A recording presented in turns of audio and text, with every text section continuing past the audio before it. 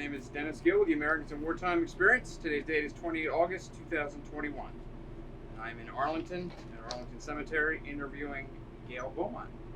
Gail, if you could tell us just a little bit about yourself. Where were you born? Where'd you grow up? That kind of thing. I was born in Dos Palace, California, small farming town. My dad was chief of police. Okay.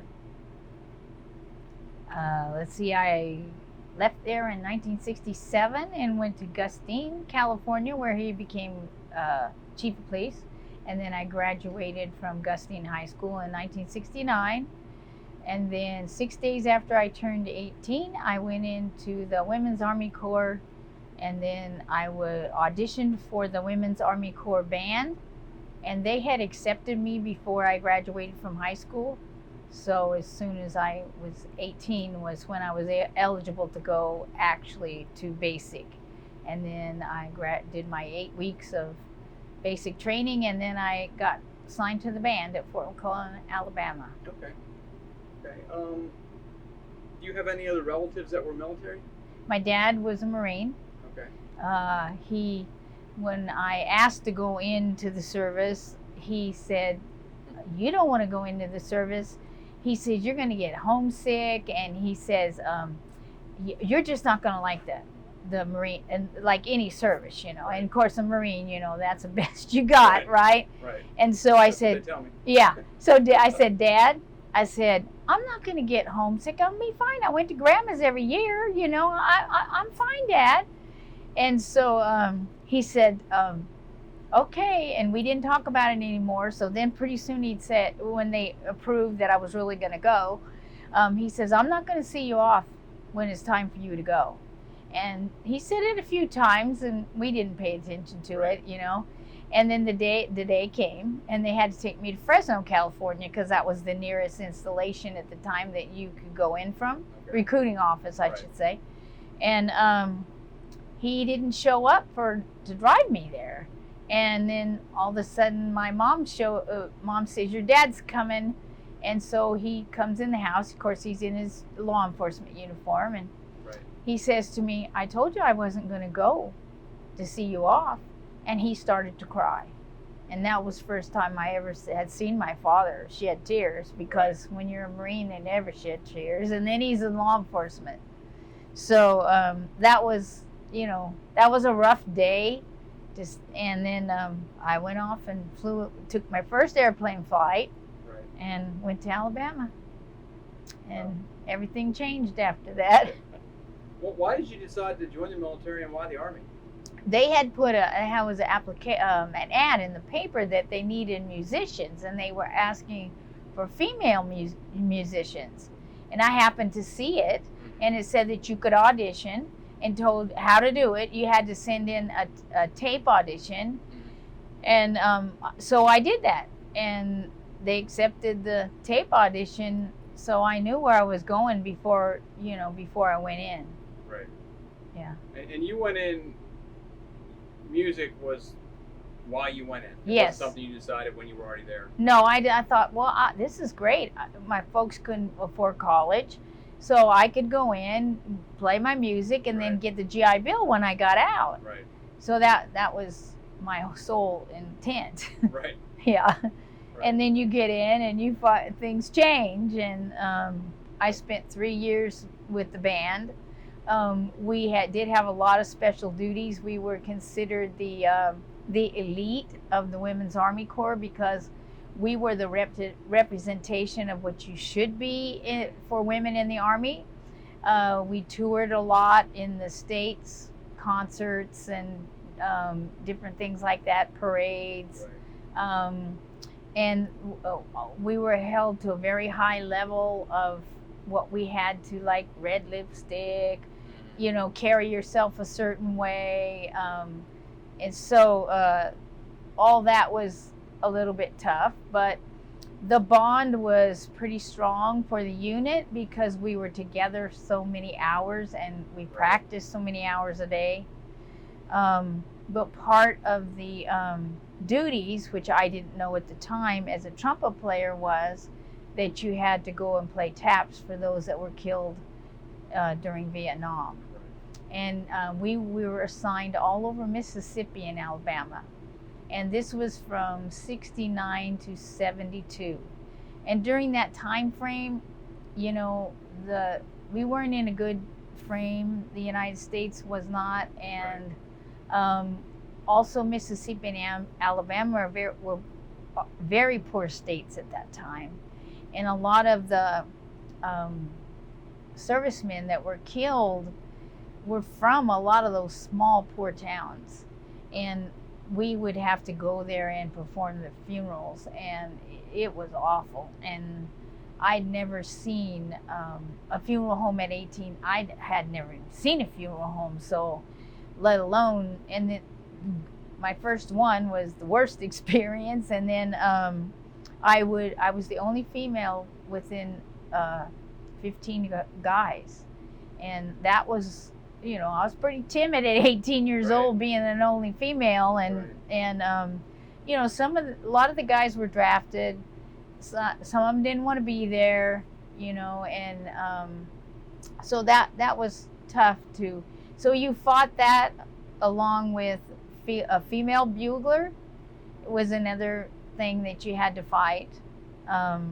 I often had families come up to me afterwards because they couldn't believe that they saw a female in uniform blowing taps.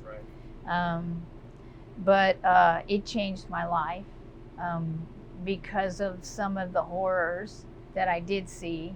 I didn't play my horn for a long time after I got out, and I decided not to go into music. But you know, later on down the road, my uncle passed, and he was an Army veteran, and I felt it was only right I give him live taps. And so I started playing again. And then we started having band reunions, and we would get together every 2 years, which we still do. And we have actually a free concert. And our youngest is 63, and our oldest is 90. And so that part has been good for me. It also, I founded an organization called Quilts of Honor, which is a nonprofit organization. And we make quilts, and we provide quilts to those that have traumatic stress, traumatic brain injuries, anything that they sacrificed in their service. Right. So now I serve in a different way. Well, let me rewind just a little bit. The Women's Army Corps ended in 78. Yes. About 78. Yes. What's the difference between that and what someone would call the regular army? Were there females in the regular army? Yeah. Well, they were all assigned to the women's army. Everybody was in the Women's Army Corps, and then there was the Army. Right. And it was separate because the Women's Army Corps was commanded by women. And so it had its own general, it had all its own captains and everything like that. So in 78, when they integrated, there no longer was just a female general over females. It was mixed. And that's exactly what happened with the bands. The bands were mixed. And so it was male and female then, bands. There was never any more female bands. There was only 2 in all of the years of service. It was an Air Force female band, and then there was the Army band that I was in. Okay. And then what year did you get out? I got out in 72. Okay, so you never experienced the regular Army, as some would call it. Well, no, I didn't. In 73, I was out, I think, for 3 months. I went into the Army Reserve. Okay. And then I worked for the Army Reserve full time for 3 years. So I had a total of 7 years of service. Right. And then I went to work for the Army as a civilian. So I guess I never really got out of the Army. Right. Yeah. Right. Yeah. What is it like? What is that first time that you did a funeral? You say it was something you never forget. Well, my first experience, and for a long time it was very hard for me to even talk about it. Right. I didn't even know I had post-traumatic stress. Because it took me maybe 40 years before it really kicked off. And, so I go with all these guys, which is an experience for me at 18, right? And in those days, they had those big old honking staff cars that were Fords. And so we drive up to this, just looked like an everyday house. And it was in Talladega, Alabama. And so they said, we have to go in here. And so we all just get out of the car and I follow them in. Well, as we walked in, it was a small area, a small room. It doesn't look like, to me, it wasn't much larger than this. Maybe it closed in on me, I don't know. Right. But as we walked in, all of a sudden this double door swings open from one side, and the guy walks through, he busts through, swings the door open, and he says, "Hey, such and such, can you come help me get Charlie down? He won't, I can't get Charlie to sit down." Well, when he swung those doors open, and he had on all he was white, but he was covered in blood.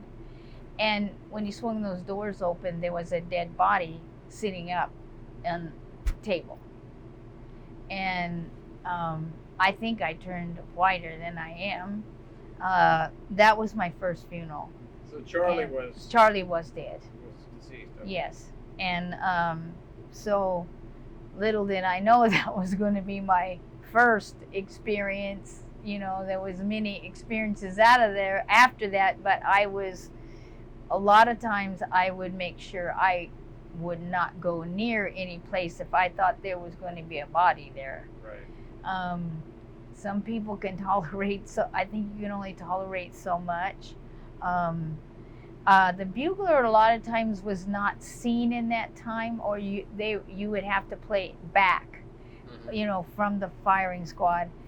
And one time walking through the graveyard after we had finished, I slipped, and I had to wear skirt and nylons. And when I slipped, my foot fell in a hole and it went down to my knee in dirt. Well, when my foot finally stopped, I was on top of the casket.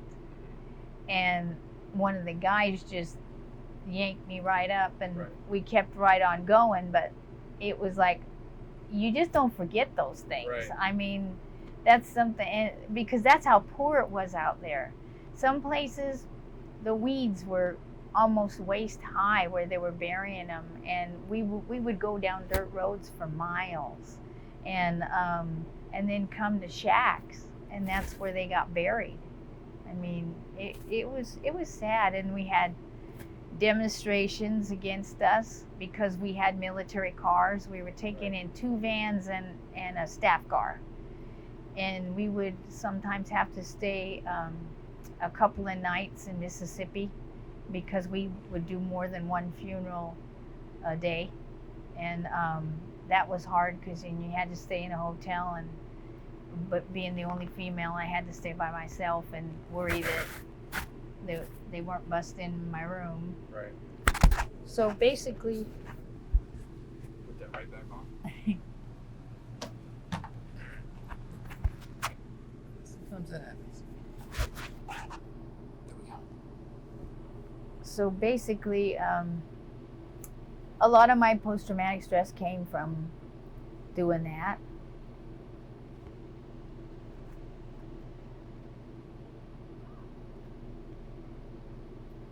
Some people have difficulty. It's kind of, I guess it's easier to believe that someone would have PTSD if they're in combat, if they're actually witnessing death and destruction. Right. They're getting shot at, and their life is on the line. Yeah. What would you tell somebody that would kind of question how is it you could have it? You're played in a band. Yeah, I know. Well, and often this happens with me is because I still play in honor guards. Often they'll say, well, I didn't, like I said, I didn't know I had it. What happened was we had a funeral, and after the funeral, I couldn't catch my breath. and I was just like hyperventilating, and I just like almost passed out, and so, which is not like me. Right. And so then I just kind of shined it on. We went to go another funeral. Almost the same thing happened again. So then one of my guys on the honor guard calls me up and he said, "Hey sis," he says, "you got PTSD." He says, "That's exactly what happens to me." He says, when I have an episode, he says, you gotta go see the doctor. We gotta get you into the VA. Right. And sure enough, when I went into the VA and when I told them some of my experiences of what happened, they said, "Well, yeah, those were traumatic to you, especially in those days." And so it's because I said, "Why did it come back on after all this time? What made this just come in? Why are all these memories coming to me now?" Right. And she said something triggered it. She said something that might have been very similar to what you did one day during that time. She said it could have been the trees blowing or something like Right. that. And something you associate yeah, with. something Right. associated to kick it off. Right. And so yeah, you don't have to have served in, especially a female. Even today, when I first started giving the quilts, I would only give to Purple Heart recipients, post-traumatic stress, and traumatic brain injuries. And the females, it was supposed to basically the same thing. Well, after I saw more of what was going on, I said, you know what, those females, so many of them have been discriminated in so many ways. I need to change how we do this. So if they have over 3 years, I present them with a quilt. And I have found that is so healing for them because nobody recognizes them. They don't understand how they were discriminated in so many ways. And it's good for me to be able to see that, like today we gave out, I don't know, maybe 50 to different women. And you could see it in their faces how much they appreciated it. And a lot of them came back and told me, it's such an honor to have one of these, because it's like we're honoring their service. We're showing them that they do count. Yeah. Well, my wife was one of them today, Yeah. and she was absolutely thrilled. Oh, good. Did she know? She did not know. Oh, good. Yeah, So- that's the way we do it. And people ask me, well, why do you do it that way? I said, because if you have post-traumatic stress issues and somebody is going to honor you and you're going to tell them, you're going to give them this quilt, they're going to tell you they don't deserve Right. it. And they're not going to come. I said, I have seen it. I've been there. So it's very important. I said, we tell stories to get them there, but it's so worth it in the end, Right. Yeah, so we just do what we have to do to, try and make them heal. So why do you feel that you need to give back? I think it's And because serve. I understand how they feel. I hurt with them. It's something you never get over. You learn to deal with it, and people deal with it in different ways, as you know. Some just sit on the couch and mope and never get over it. Some overachieve, and I happen to be one of those overachievers, because if I put it on my mind and I keep going, Right. then I don't have to deal with it. Right. So I think that's probably how I go at it. But it's also heartwarming to see them heal also. It really is. And why quilts? Well, believe this or not, quilts in the Civil War were made by families, and they were their bedrolls. When they went off to war, that was what they actually slept in. Well, when they died, they were buried in those quilts. So really, those quilts have been an American tradition ever since the Civil War. So, and the Red Cross actually started helping the wounded with that kind of stuff many, many years ago. So that's how the quilts really got started, I guess. And quilts have always been American tradition. Right. And and then veterans are so patriotic. We are America, so I think it's just all fits.